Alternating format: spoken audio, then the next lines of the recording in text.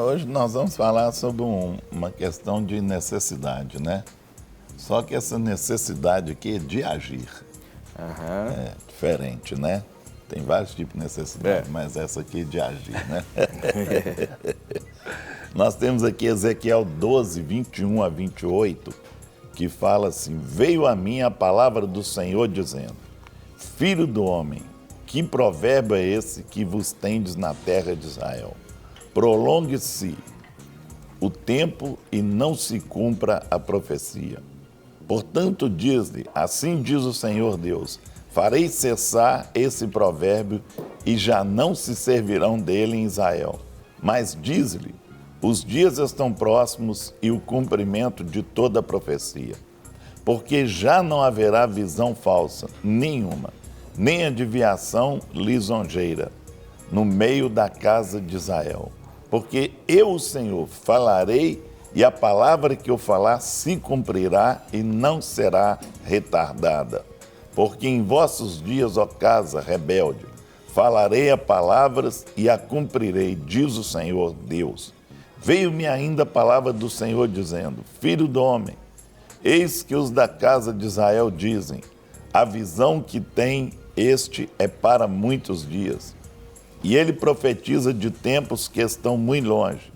Portanto, diz-lhe, assim diz o Senhor Deus, não será retardada nenhuma das minhas palavras, e a palavra que falei se cumprirá, diz o Senhor Deus. Né? O Senhor mostra aqui que aquilo que ele promete, ele cumpre. Deus não retarda, não volta atrás, não é? Deus faz aquilo que ele cumpre. Deus manda Ezequiel arrumar seus pertences e simbolicamente encenar o exílio eminente dos judeus. Mais uma vez, ele usa meios criativos para comunicar a visão. Deus fala sobre a ineficácia das visões. A menos que alguém as coloque em ação, as visões perdem a sua força se não houver ação para apoiá-las. Consideremos como um processo a ser cumprido a fim de que prossigamos impactando as pessoas através de uma visão. Então, nós temos aqui alguns tópicos que nós vamos colocar sobre a questão da visão e a necessidade. Guerra, esse texto, ele é como se Deus estivesse falando hoje para a nossa geração. Quando eu penso nesse texto e quando eu penso no peso dessa palavra para nossa geração, para o tempo que nós estamos vivendo hoje e a responsabilidade que nós, que estamos vivendo nesse momento da história da humanidade e da história da igreja, nós vemos o quanto essa palavra ela tem realmente um peso e traz sobre nós, sobre a nossa geração, uma responsabilidade muito grande. Com certeza. Olha, não há nenhuma dúvida de que os sinais estão cada vez mais visíveis. Não há hoje nenhuma dúvida de que tudo aquilo que o Senhor falou que iria acontecer, que nós já vemos como um princípio desses acontecimentos. Não há hoje nenhuma situação prevista dentro do contexto bíblico e profético que nós não tenhamos condições de deslumbrar isso de uma maneira prática acontecendo. Isto é, o conhecimento e a tecnologia que nós temos hoje disponíveis, elas nos dão completamente uma visão de que tudo aquilo que Deus falou que iria acontecer, pode acontecer a qualquer momento. Então, o peso dessa palavra que veio como um peso para a vida de Ezequiel, eu acho que nós precisamos começar a sentir de uma maneira muito mais convincente e de uma maneira muito mais geradora de atitudes da nossa parte, da parte da igreja. Esse é o momento em que a igreja nunca poderia pensar em cochilar, quanto muito menos dormir e se acomodar, né? Porque se não sabemos que hora vem o noivo, nós podemos ter certeza que ele pode vir mais do que em nenhum outro momento da história da humanidade, ele pode vir agora. Então, esse peso dessa palavra de que o tempo profético está estabelecido e que tudo que Deus falou vai se cumprir e não vai tardar. Então, acho que essa é uma das responsabilidades que a nossa geração, que nós hoje precisamos realmente assumir e tomar atitudes. Por que tomar atitude? Porque não basta ter essa visão de que é possível se nós não agirmos em favor dessas circunstâncias. E é exatamente isso que nós temos que ver hoje. Se nós formos pensar o quanto a iniquidade cresceu, claro, poderá crescer mais? Pode, não é? Porque o poço não tem fundo. Sim. Com certeza. É ou não é verdade? É lógico, é. É engraçado porque ainda hoje eu estava trabalhando com uma pessoa de manhã e levando ela a meditar exatamente nessa questão. Você acha que chegou no fundo do poço? Não, porque esse abismo que você está, ele chama outro abismo. Então o poço, biblicamente o poço não tem fim. Porque um abismo sempre chama outro abismo. Então essa é a visão. Pode piorar? Pode, com certeza pode piorar. Mas isso não quer dizer que nós temos que cruzar os braços e nos acomodar, porque assim a visão que Deus tem nos dado de uma vida posterior a essa e de uma terra e uma humanidade transformada pelo poder de Deus através do sacrifício de Jesus Cristo, ela se perde. Rogério, mas tem uma coisa interessante. Normalmente, quando as pessoas chegam a nos procurar, elas dizem assim, ó, eu já não aguento mais, já cheguei no final, estou no bagaço. Sim. Mas muitas vezes a gente tem percebido que ainda não chegou no bagaço. Ainda tem mais coisas. Tem mais coisas. Até para que verdadeiramente haja uma restauração plena, né? Porque se a pessoa não chegar naquele nível, ela não vai poder, não vai conseguir entender o que Deus está querendo fazer a nível de transformação na vida, né? Ou então as pessoas vão, Rogério, e é muito interessante, né? Enquanto está dando pé, né, elas estão confortáveis. Elas só começam a perder o conforto quando já não tá, ela já está na pontinha dos pés e o negócio já está aqui. Aí... Mas não abre mão daquilo que ela entende. Não, isso aqui pelo menos eu tenho compensação. Sim, dos ganhos, entre aspas. Isso. Então, enquanto está dando para respirar, ela ainda consegue, ainda tenta se manter. Verdade. Né? Aqui, inclusive, nós temos uma pergunta que a pessoa pede para não divulgar aqui a cidade e tal. Que eu vejo uma coisa mais ou menos parecida com isso aqui. Diz assim, a paz, meus irmãos, o pecado nós devemos pedir perdão ao pastor ou a Deus? Né? O meu namorado é de uma outra religião e ele está querendo sair da igreja dele para ir para a minha. Ele está esperando o divórcio sair para casar comigo. Então, quer dizer, ela já está com ele, desculpa, mas está aguardando o divórcio aí. Porque fica com medo de me perder. Eu queria saber se eu tenho que acompanhá-lo, mas Deus quer um posicionamento meu, porque uma irmã foi usada por Deus. Se eu não obedecer, eu vou ter um tombo feio, que é para eu sair de cima do muro. Ele não aceita ficar longe de mim. E não toma decisão. Já estou nesse relacionamento 2 anos e meio, entendeu? E com a minha vida estou enrolada. Então é sim, sim ou não, não. Sair de cima do muro. Resolvi deixar Deus no controle da minha vida. Agora eu decidi ficar com a comunhão na igreja e tomar a Santa Ceia. Eu fico perdida e ansiosa. Fico querendo resolver do meu jeito.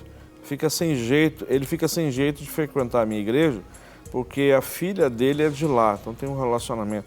Ele fica meio sem jeito da filha me ver com ele, eu acho que é vergonha, pois a filha tem ciúmes dele. Aí que rolo que é esse negócio aqui. Tem que ver qual lado do muro que ela vai pular, né? Porque se sair do muro aí tem que ver qual lado, né? É uma situação... Qual assim, lado do muro? A gente entende, né, que a pessoa está vivendo isso, mas é uma situação que você tem que resolver. Então, assim, você quer tomar uma decisão, né, mas você não quer abrir mão daquilo que, entre aspas, gere ganho mesmo emocional, afetivo, de valor, né? Mas você vai ter que tomar uma posição, não é? Porque a situação que você está vivendo é uma situação completamente desassociada das escrituras sagradas, né? Daquilo que o Senhor anseia e propõe, né? Que os filhos obedeçam aos princípios da palavra de Deus. Então, assim, você quer manter comunhão com Deus, com a igreja, mas não quer abrir mão de um relacionamento que está fora, né? Completamente diferente daquilo que Deus estabeleceu. E aí tem uma outra questão, Rogério, porque se realmente esse moço não está na mesma congregação que você está, por causa da filha que faz parte dessa congregação, se ele não te assume hoje diante da filha, não é? É uma situação complicada, porque é um relacionamento de 2 anos e meio. E ele ainda, até hoje, 2 anos e meio, não assumiu esse relacionamento nem com a filha. Olha, eu pensaria mais um pouquinho se realmente essa pessoa me tem um determinado valor. Rogério, mas desculpa eu discordar de você, mas 2 anos e meio já deu para pensar bastante, não deu? Para agir não dá? Não, é o que eu estou falando. Se 2 anos e meio a pessoa nem assumir, né, diante da filha, vai assumir diante de mais quem? É complicado. Sabe, muitas vezes a pessoa fala assim, está em cima do muro. Acho que ela está esperando o muro cair. Ué, não é? Aí espera o muro cair. Verdade. Porque aí o trem fica feio. Não é? Muitas vezes a pessoa fala, você deixou o muro cair, acabou. Ainda bem que você escreveu aqui que a sua vida está enrolada. Né? Tá mesmo. Não. Agora, a pergunta que, na realidade, vamos responder a pergunta melhor, né? Sim, melhor. O pecado, você confessa a Deus ou ao pastor? Primeiro, confesse a Deus. E se houver uma necessidade, confesse ao seu pastor. Sim. Agora, quem vai decidir se você deve confessar isso ao seu pastor é o Espírito que vai te conduzir a isso. Porque a palavra de Deus fala para confessarmos uns aos outros os nossos pecados para sermos curados.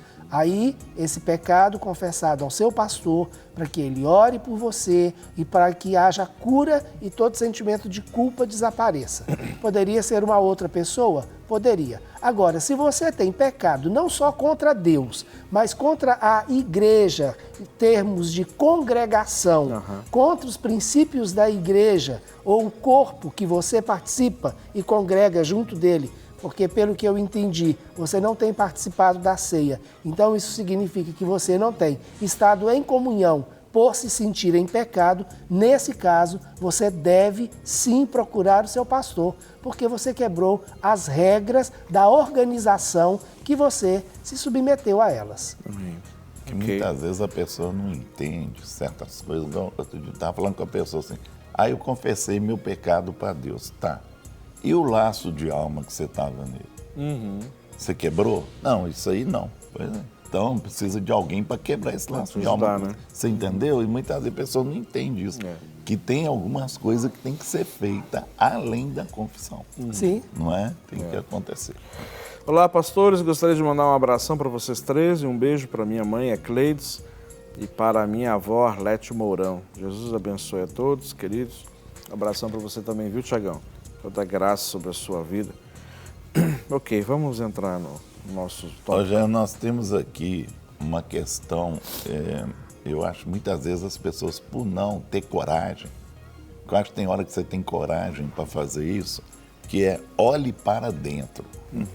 Como você se sente, né? Tem muitas vezes a pessoa tem medo até de olhar para dentro para deparar com o que ela sente. Verdade. E muita gente não quer ver o que está dentro dela, não é? Então nós vamos ver aqui, nós vamos olhar para onde agora?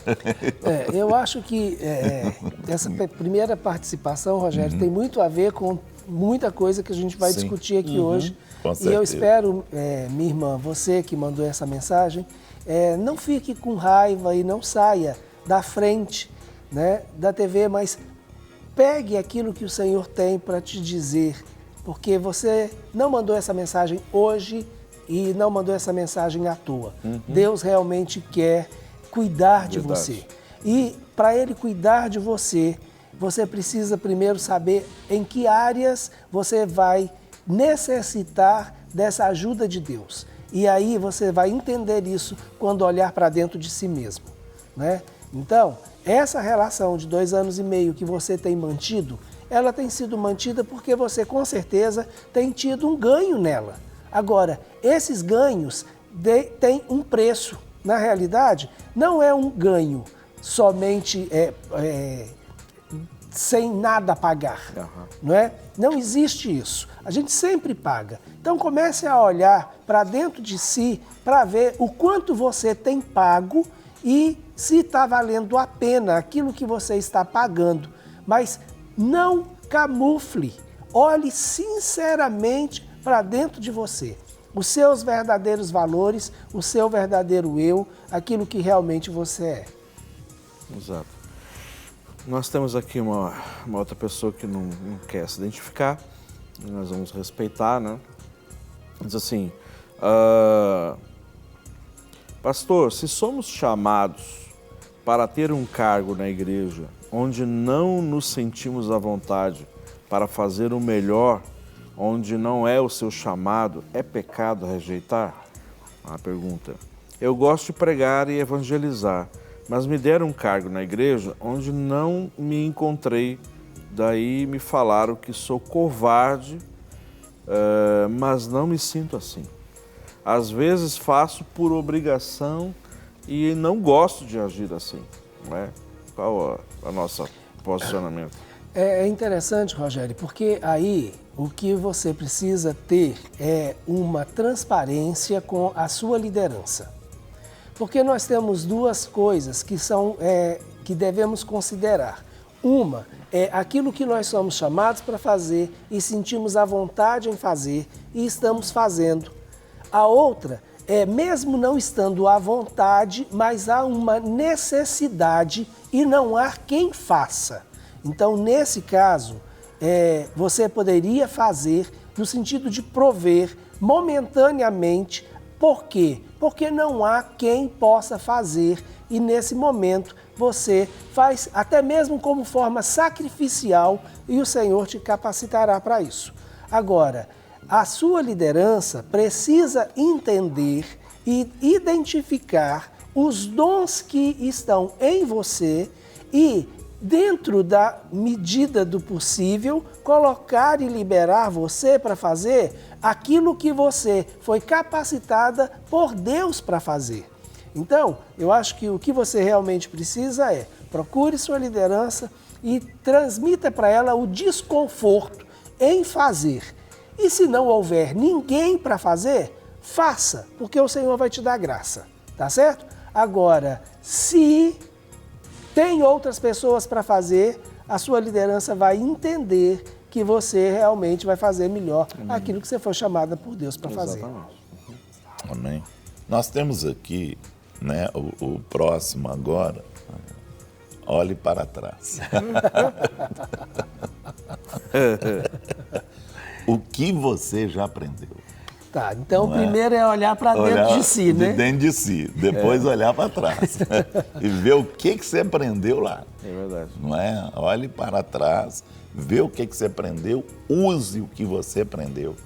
Use com sabedoria. Não é? Então, muitas vezes nós não olhamos aquilo que nós aprendemos.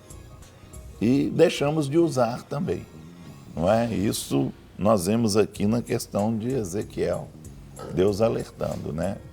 Que as coisas boas nós temos que manter e, né, colocar aí para ser feito. Não é? Uma coisa é olhar para dentro de si. Sim. A outra é olhar para dentro da mochila que você carrega. Isso. Ver o que você está carregando na mochila aí. A né? bagagem, a bagagem isso. Faz parte. Com certeza. Não dá para deixar a mochila, então olhe direitinho o que tem dentro da mochila, aquilo que você já acumulou na sua caminhada e use da melhor maneira possível tudo aquilo que você já viveu. Verdade. Né? Agora, não carregue peso morto nessa mochila. Ou seja, coisas do passado não resolvidas. Elas vão se tornar peso sobre você. Então, essas coisas precisam ser arrumadas, descartadas, consertadas e lançadas fora. Né? Agora, o que está sendo falado aqui é você carregar no que diz respeito a experiências, aprendizado, não é? E não somente quando se fala em aprendizado, aquela questão de estudar. Não, aprendizado da vida mesmo, do dia a dia, de uns para com os outros, dos erros, dos acertos. Né? Isso sim, isso nós vamos carregar para o resto da vida. Mas olha, peso morto não carrega não, descarta, urgente. Né? Chega até a feder, né? Dá um mau cheiro danado, peso morto dá mau cheiro. Então tira esse trem aí que... Outra, olhe ao seu redor, isso é muito importante. O que está acontecendo aos demais? Será que realmente você está influenciando aos demais, né, com o bem ou com o mal? Então, olha ao seu redor aí, vê o que está acontecendo, né? Que muitas vezes as pessoas não olham ao redor e não vê que está prejudicando as pessoas, né? Nós temos aqui uma sequência interessante, olhar para dentro de mim, depois olhar para trás e ver o que eu tenho, né, de bom aí do passado para mim poder aplicar. Agora olha aqui, olha ao seu redor, será que isso que você aplicou vai ser benéfico às pessoas ou vai ser ruim? Olhando ao teu redor, você vai poder fazer uma análise aí, sintática não, né? Não.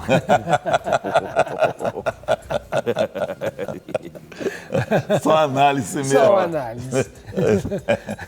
Nem sintática, nem morfológica. Nem morfológica. Inclusive, dentro do comentário que você vai fazer, Rogério, nós temos a situação aqui de uma pessoa que mora em Coroaci, aqui. Perto de Governador Valadares. Perto de Valadares. Você já passou por lá. Com certeza.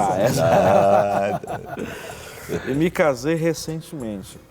E a minha esposa parece não gostar de sexo, pois uma mulher, no caso, né, recém-casada de 30 anos, que tem relação sexual uma vez por semana, às vezes não é normal.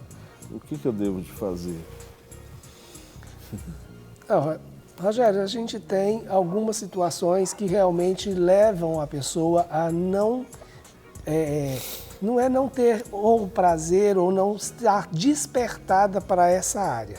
Então, uma das coisas, você está recém-casado, não sei quanto tempo vocês namoraram, não sabemos como foi esse relacionamento de vocês antes do casamento e se houve ou não outras experiências, mas seria muito interessante conversar se houve algum trauma nessa área, alguma situação de abuso, porque essas situações, principalmente na vida da mulher, acaba inibindo a vida sexual da mulher, mesmo depois do casamento. Então, há determinadas situações emocionais ou traumas ou situações que podem gerar esse bloqueio. Uma outra situação e aí também você precisa conversar com ela. Será que ela está sendo realmente despertada para o prazer ou não, né? Então, se não há esse despertamento, converse para ver como isso vai se ajustar. Se vocês não conseguirem dar conta de resolver isso só entre vocês dois, procure uma ajuda, tá certo? Então, falar que isso é normal, não. É até comum, mas não é a norma, tá certo? Isso acontece com muita frequência, até mais do que seria... Muito mais. Muito mais do que a gente pensa. Mas essa não é a norma, ok? Agora, se você não dá conta de conversar e de acertar isso junto com ela, procurem os dois uma ajuda. Né? Tem uma pessoa perguntando aqui, DDD 27, Vitória, né? A paz do Senhor, devo falar tudo que faço para o meu pastor? Em cima daquela pergunta, né? Que confessar a Deus, ou confessar ao pastor, não é? Então, ele está perguntando aqui, deve falar tudo que eu faço para o meu pastor? Rogério, aí é uma outra coisa interessante. Se todo mundo fosse falar tudo que faz para o pastor só daria conta de pastorear 10, no máximo 12, não é? Porque ele ficaria o tempo inteiro ouvindo o tempo todo de todo mundo. Então, não é assim. Você realmente precisa avaliar aquilo que há uma necessidade de confessar a uma outra pessoa e até mesmo se essa pessoa é realmente o seu pastor. E pode ser o seu líder de célula, se você tem uma célula, ou pode ser um conselheiro ou um ancião dentro da sua congregação e não necessariamente um pastor, dependendo da situação, até mesmo um amigo que você o considere e que tenha maturidade, tanto emocional quanto espiritual, para lidar com aquela situação. Exato. Então, isso você pode orar ao Senhor e perguntar, Senhor, preciso falar isso? E para quem eu falo? Isso. Né? Então, isso é importante. Para receber todas as novidades do canal, inscreva-se. E se curtir o vídeo, clique em gostei. Aproveite para acompanhar a Rede Super nas redes sociais.